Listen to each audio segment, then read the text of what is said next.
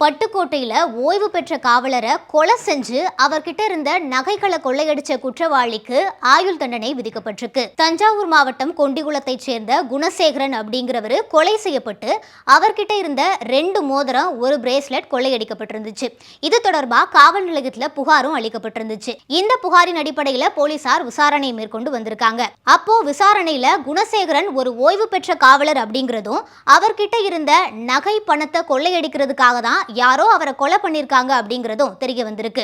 தொடர்ந்து இது தொடர்பா விசாரணை மேற்கொண்டு வர சரித்திர பதிவேடு குற்றவாளியான நாச்சி பழனி அப்படிங்கிறவர் தான் குணசேகர கொலை பண்ணிருக்காரு அப்படிங்கிறது போலீசாருக்கு தெரிய வந்திருக்கு.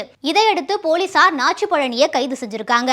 இந்த வழக்கு தொடர்பான விசாரணை பட்டுக்கோட்டை கூடுதல் மற்றும் அமர்வு நீதிமன்றத்தில் நடந்துட்டு வந்திருக்கு. இந்த வழக்கோட விசாரணை எல்லாம் நிறைவடைஞ்ச நிலையில நாச்சி பழனிக்கு நீதிபதி ஆயுள் தண்டனையும் 5000 ரூபாய் அபராதமும் விதிச்சு உத்தரவிட்டிருக்காரு.